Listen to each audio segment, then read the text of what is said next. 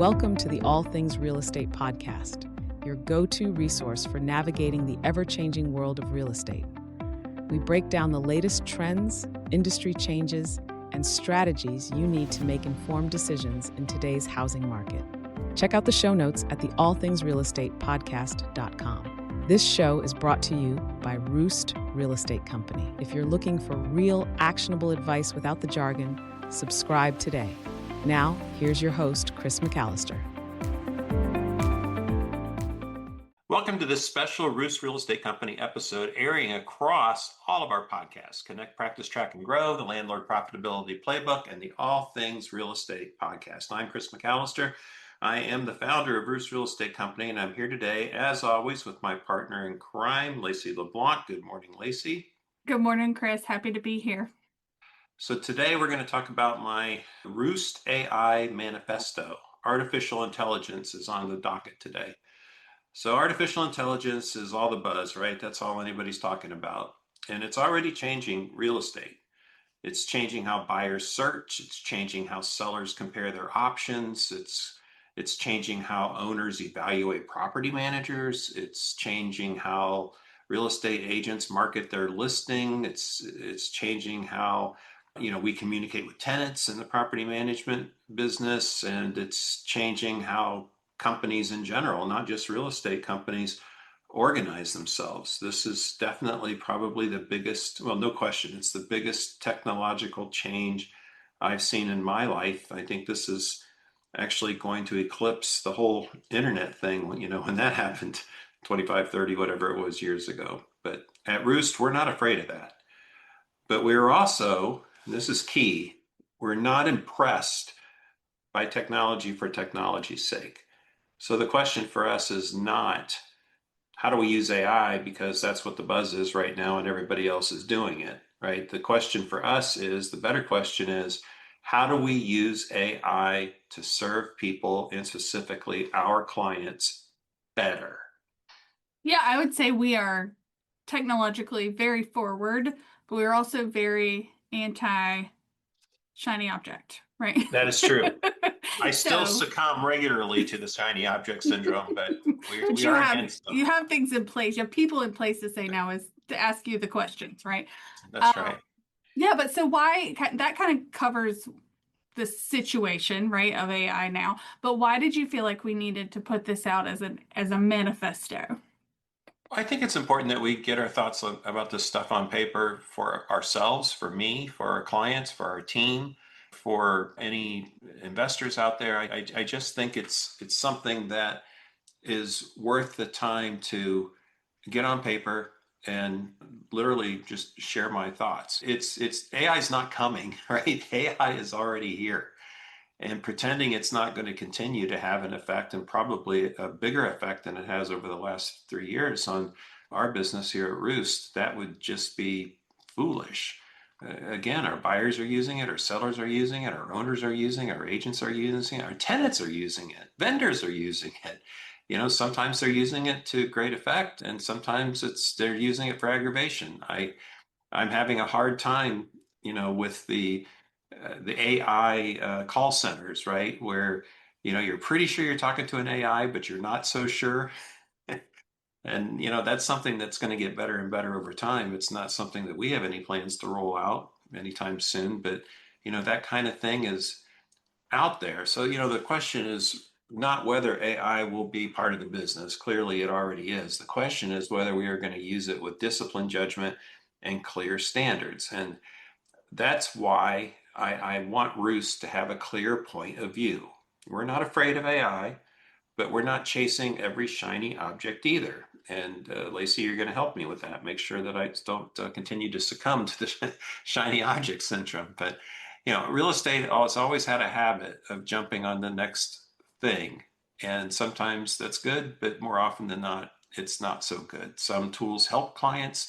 Some tools just create noise. For us, I think the standard is simple. If AI helps us make real estate faster, easier, clearer, more consistent, more personal, we're going to use it.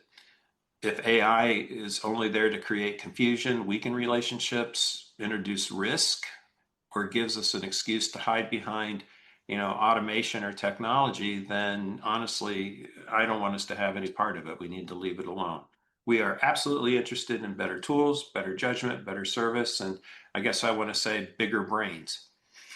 Yeah, I mean, I do think it's a really powerful tool. I think it's worth noting before we move on that, I hope everybody, every company, every individual has kind of developed their own AI manifesto, if not formally, then at least informally in their minds.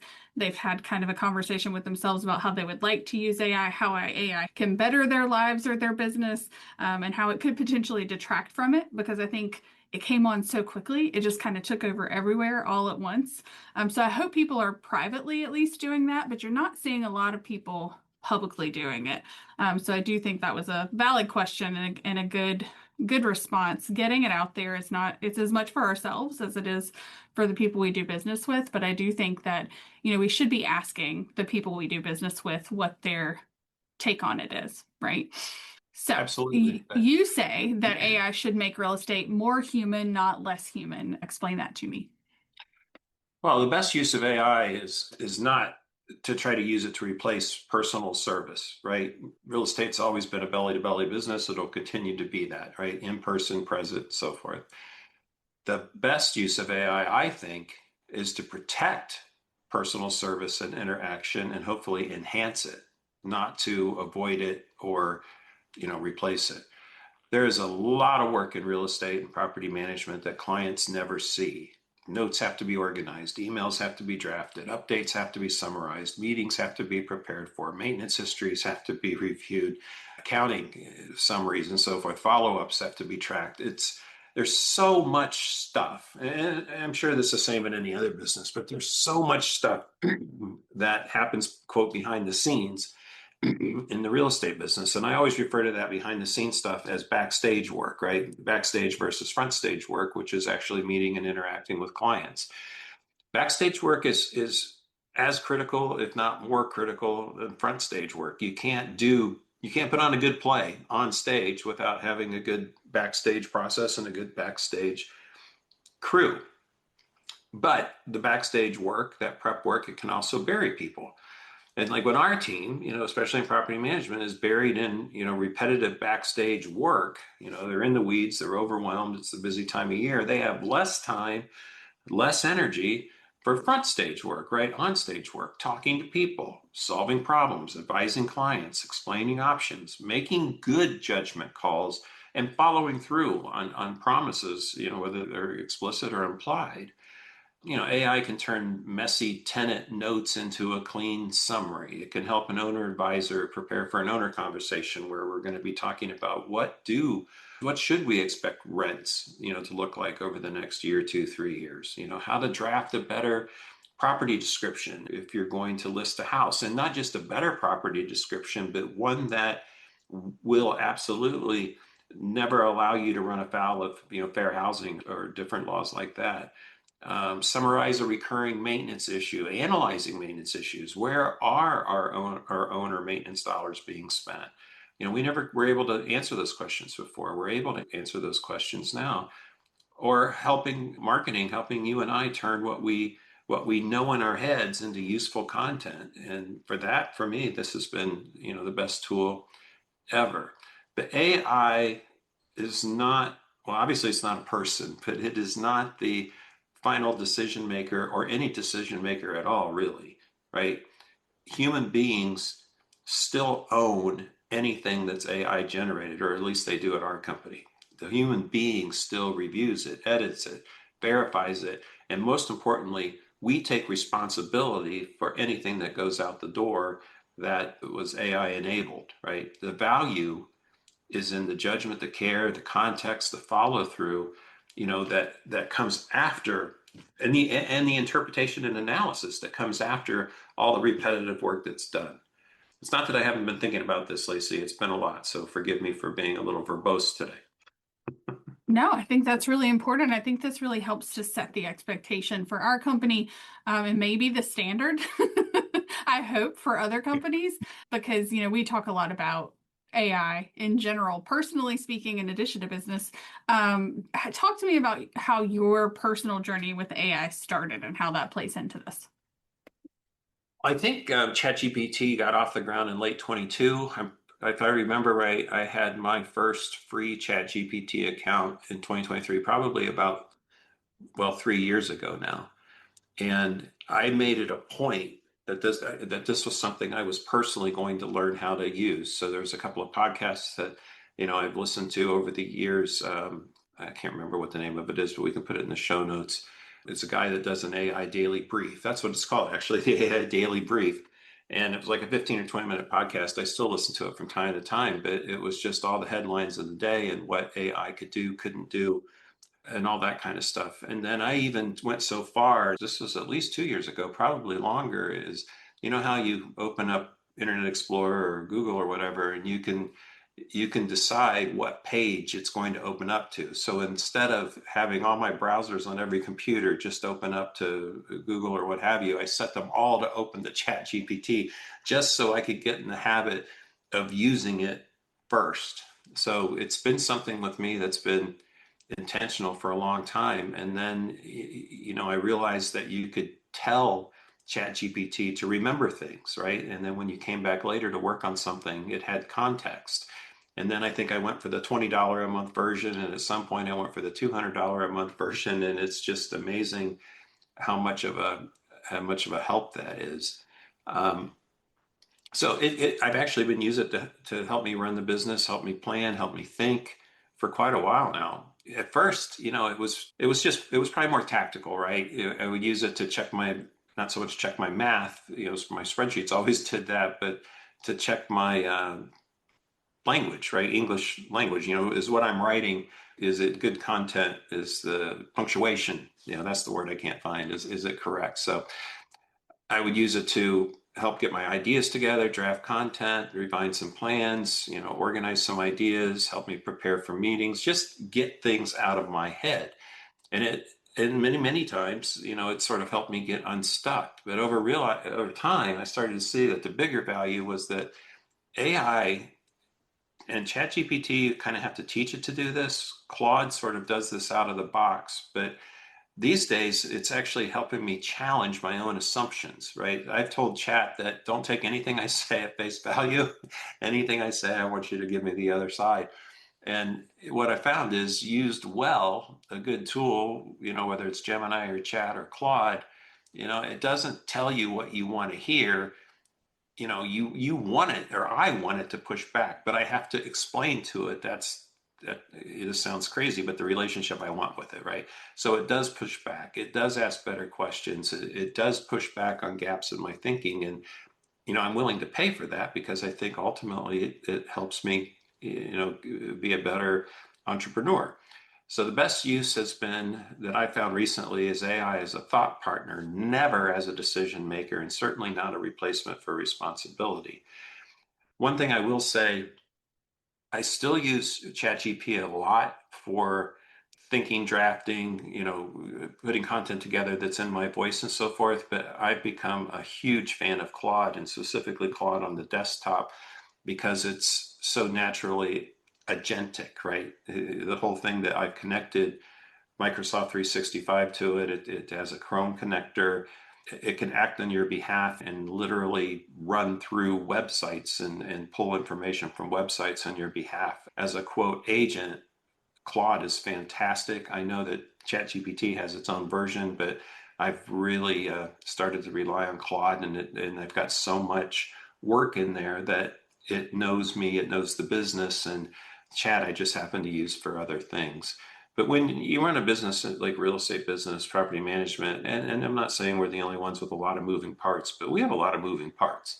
And the coolest thing is, I think, is AI can help, it helps me and it can help you sort of slow down, think more clearly, think more concisely, and get to better decisions. AI doesn't execute, AI doesn't hold itself accountable. We people, we do that.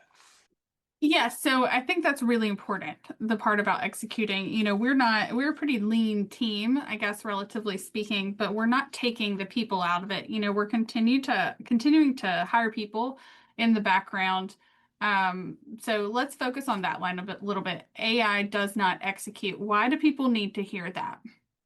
Because I think people get carried away and they think AI is just going to take over and start doing stuff. I just don't see that. I mean, I can make Claude do stuff, but it's at my direction in that moment in time. Yeah. AI can draft an email, but it doesn't own the relationship. It may not even know what kind of relationship that you have with the person that it's drafting an email to, right? It can help you prepare for a meeting, but it never sits across from the client. It can help you summarize an issue, it can help you think through an issue, but AI never is going to take responsibility for the outcome. It's not going to make the phone call, right? It's not going to have adult conversations and deliver bad news. It's not going to do the negotiations. It may give you some negotiating ideas, right? Once you give it the context, but it's not going to negotiate a solution or a deal for you. It's not going to call up an owner or a buyer who lost out on their third house this week and calm them down, right? It doesn't do that. People do that. And real estate is and always will be, it's a business of trust. And owners trust us with their assets, tenants trust us with their homes, buyers and sellers trust us with the biggest financial decisions of their lives. And our agents, they trust us with their careers, and our team members trust us for their livelihood. They trust us at Roost. They don't trust AI. So AI can support work, but it can't replace the accountability behind it. Whatever payoff we're getting or will get from AI, it's not because of AI alone. It's AI working it's our very great people and our best people using AI as a tool to be better thinkers, leaders, advisors, and so forth. So I think AI is going to continue to help us with better thinking, better tools, more disciplined action. I don't want our team thinking, oh, AI will handle this, I don't have to worry about it. I want our team thinking, AI can help me prepare so I can handle this opportunity better. Yeah, I love that. And, right now we don't, not that we never would, but right now we don't use necessarily an AI chatbot for anything. We don't use AI on our phone calls. We don't use AI in our email replies just naturally. I think that there's a challenge there with, people expect kind of instant gratification. They want person to answer the phone right away. Sometimes ours rolls to voicemail if we're on another call. So I do think that we're in a weird time where we're kind of trying to anticipate user expectation, client expectation, and meet that, but also keep the humanity and, the responsibility with actual humans on our end. So that leads me to wonder, what will AI not replace at Roost moving forward, do you think?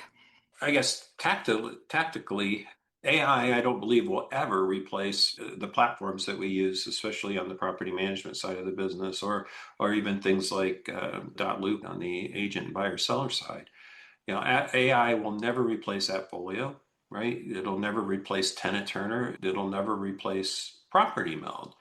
And it's interesting, Property Meld and Tenant Turner both are starting to roll out some AI chatbot tools for maintenance requests and people walking through maintenance issues with tenants, and Tenant Turner is starting to use some AI, I guess those chatbots that you can pull up on the web, but also you can speak to an agent on the phone that's an AI agent to get information on potential rental properties and so forth. Those things could help us be more efficient and free more time up for other things. But until I actually see them working and there's a track record, they're just not there yet. And I don't think it's on brand for us. But I think what's interesting is those core pieces that make up our tech platform, call it a tech stack if you want me to sound like a tech bro, those things aren't going to change, right? So the big ones, Appfolio, Tenant Turner, Property Meld, Microsoft Office 365, Z Inspector, it's not going to replace any of these core platforms, right? These platforms are the operating backbone of the company. They are where the official records live, where work orders are tracked, leasing activity is managed, inspections are documented, and the business is. AI, a Claude or a ChatGPT or a Gemini, I don't think they will ever be a source of truth for us or any other company. Our core platforms will remain the source of truth, but AI is this super cool productivity layer on top of those systems that, helps me. It'll help our people work with information more effectively, but it will never replace the system of record, right? If Appfolio says one thing and AI says another, Appfolio wins, period, right? AI can help us summarize and communicate, but it will never become the official record. Just because it has a super polished paragraph answer doesn't mean that that information is accurate. Does that make sense? I mean, we're talking about other people's money, right? With Appfolio and accounting and so forth. That's not something that they're gonna have to pry that out of my cold dead hands. Yeah, absolutely. I think that's something that, having a blind trust that AI is always right, I think is something that we see kind of socially, globally, people coming to terms with that AI is, you can't just assume that AI is always telling you the truth, that everything that the AI says is accurate. You really do have to put the human back into it to verify before moving forward. The other thing that it reminds me of is, your does this make business better core Right. question, right? That's what you ask. And as a result, we all ask about every kind of decision that we make, whether it's content, whether it's website, technology, whether it's the tools, the tech stack, if you will. You're just missing I think your vest My hoodie. to be a Right. tech bro or a finance bro. No, I just think that those are really good points to make because there are some risks with AI. So talk to me about where you see the biggest risk with the AI. I think the biggest risks show up anywhere where decisions affect somebody's housing, right? Their application, the selection process. I mean, I'm not saying AI might not have a place in that, but at the end, in fact, I think it's against federal law to just simply rely on AI to evaluate somebody's application. That requires human intervention and a final decision made by humans, right? So relying on AI for somebody's roof over their head, their financial future, their legal rights, and so forth, or any access to any opportunity, especially as it revolves around housing. I think that's a big risk for companies to delegate those kinds of decisions to AI, and I think it's against federal law. Tenant screening, for instance, that's not something that AI can help. AI can do research and so forth. It can provide information. It can, but it can't make a decision. Fair housing compliance, pricing, any licensed activity. Don't forget, we realtors, we are licensed by the state we do business in, right? Wait. Claude doesn't have a real estate It license for does every not. state, is what you're telling me? Does not. No. Anyway, all these kind of decisions require careful human review. We cannot outsource judgment to a black box, and we won't. We also have to be careful with data. Roost handles sensitive information every day: owner financials, tenant records, applications, leases, maintenance issues, transaction details, private client communications. That's not something that we can just toss out there to the AI world willy-nilly. AI tools are starving for data, but that doesn't make them entitled to ours. So, we're not interested in, we're not going to trade privacy for convenience, right? If that makes sense. And that applies to everything we do. If it comes from Roost, if it's got our name on it, our logo on it, one of our names on it, it's our responsibility. Anything that's generated, we review it, we edit it, we verify it, and most importantly, we own it, right? I think AI also magnifies habits, or if someone is careless, AI can help them become careless really, really, a whole lot faster, right? If you're already, going on the wrong path, it can speed you up on the wrong path. But if somebody is thoughtful, disciplined, accountable, and actually thinks this stuff through, AI can help them become that much more effective, that much faster. And that's why this is not just about tools, Laci. It's about the standards behind the use of those tools. Yeah, absolutely. And it's ever growing, it's ever changing as new tools become available, as the world changes alongside AI, then some of this is undoubtedly going to change too, right? Yeah. But as of right now, I think, and this is something that's not going to change. The standards are not going to change, right? And I'm happy to say, just so it's super clear, that the content that we generate is not triggered by AI for the most part. Like we might ask AI, what are smart landlords doing right now? What are owners worried about right now, right? If we're going to try to come up with a podcast episode, and that might give us some ideas, but the content in and of itself comes from our brains and is outlined by you mostly. And we use that AI to make it better. So it can make business exponentially better, or I guess if you're not great at what you do, it could make it exponentially worse, and it's something to keep in mind. That will magnify your intentions for good or bad. Exactly. People still matter. And it'll reinforce your intentions for good or bad too. I think that's the part that's the scariest for me, is that people do go in thinking AI is completely accurate in everything that it's just always right. And B, that not everybody gives it that, please push back, please, if I don't see the whole picture, give me the whole picture. Not everybody has that relationship with their AI. And that's kind of scary, but we'll figure it out as we go, like with most things. But since this episode is airing across all three of our podcasts, what should agents, what should owners, and what should clients each take away from it? Well, I think for agents listening, AI should improve your practice, but it can never replace your relationships, right? It can help you draft a listing description. It can help you prepare for a buyer meeting, or, turn a market update into an email to your database. I mean, the research that, AI can do on your behalf is amazing, because it will go to whatever National Association of Realtors has researched and generated, and any other database in the world, quite frankly. And a little trick on this: when you ask it to do that, in your prompt, say, and I want to see the link to the proof, right? You want AI to give you footnotes. So if you're going to ask AI to do research, this is what I do. But I tell it, okay, show me the link. And I can't tell you how many times I've clicked the link and it either had nothing to do with what it was saying, or it was a dead link, right? But the times that the links are accurate, and then it's also super freaky when it apologizes to you for hallucinating or whatever. But tell it, I need you to show your work. And I think that's probably the one tip I would give to everybody today, is when you're using AI, make it show your work. If it's basically offering up something as fact, ask it, show me the proof. Where's your footnote? Anyway, I digress there. But as far as AI for agents, it's never a shortcut around relationship building, but I think AI can make every agent a far more knowledgeable and more effective agent.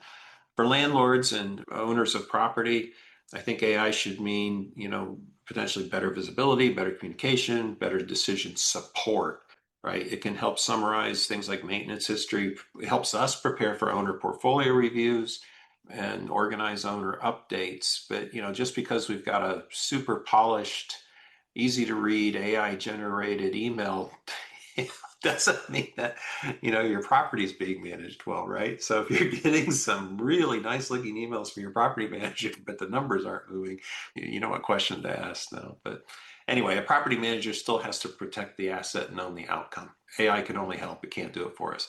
For buyers, sellers, tenants, clients, technology does not eliminate the need for trust. It makes trust that much more important. So again, AI can provide information, people provide judgment.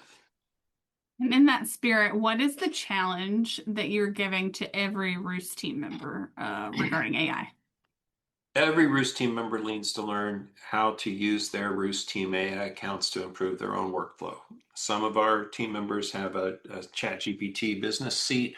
Some others have a Claude seat. A few of us have both.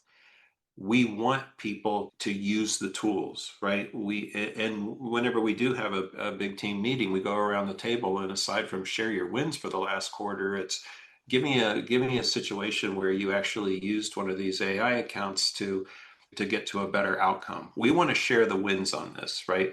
And we want to make the tools available to everybody at Roost, and that's what we do. I also want to make it clear that we're not asking anybody to become a programmer. I mean, you don't have to be a programmer to use AI. We're not asking anybody to become an expert app builder or AI anything, but I am asking everyone to learn to use AI pretty much for everything. I'm asking every team member to be open-minded to ways to become more effective and quite frankly, more valuable. So use it to organize your thoughts, use it to draft a clear email, use it to summarize a complicated situation before you escalate it, use it to prepare for a phone call or a meeting, use it to turn your messy notes, into a clean update. So start with the places, start with your own friction, start with the things that just become chores.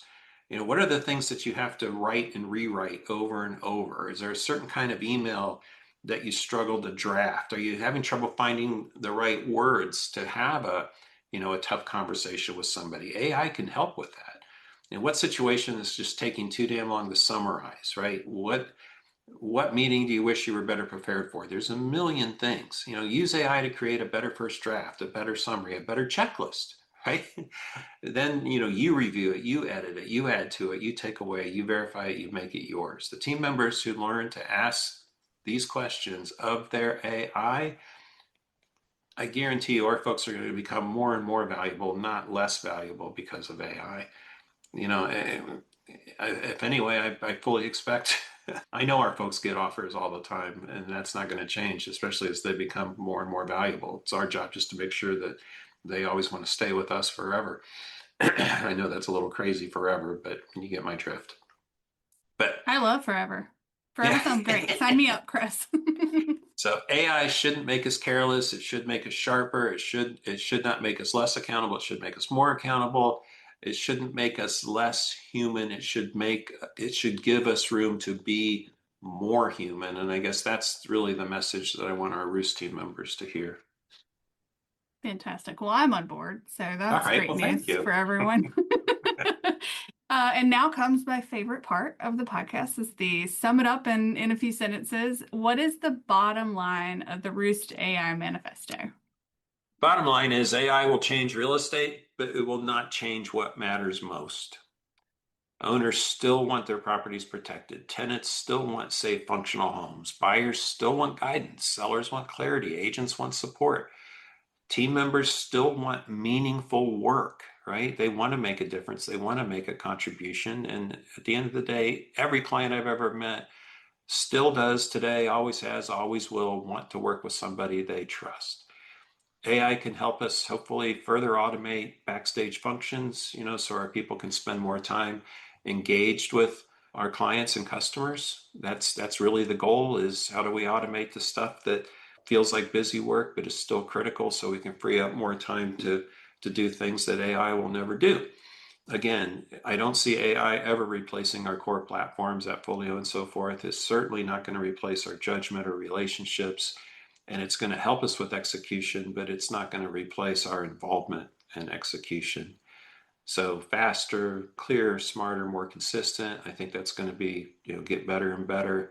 And capacity, right? That sort of bigger brain attached to your brain, it does create more capacity, more space. If you're open-minded, and you have that mindset of, sort of abundance versus scarcity, it is going to help you challenge your assumptions. And I do think it's going to help us serve people better. And I know it's already helped us get better at what we do in the real estate business. So again, the tool is not the point. AI is another tool.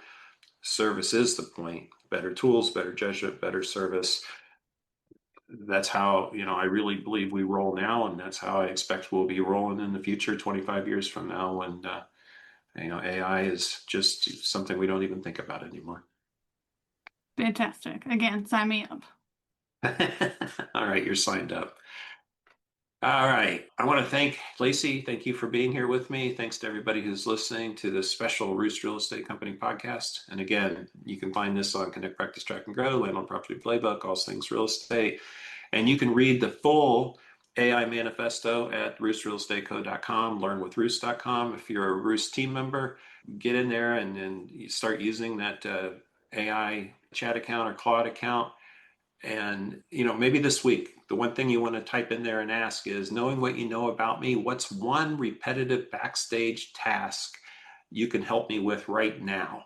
That's a great question. And I think everybody will be surprised what comes back. But anyway, start small, use your judgment, verify the result, and do it again. So again, anybody listening, agents can and learn more at learnwithroost.com, realestateco.com. So thank you, Laci. Thanks for And, having me.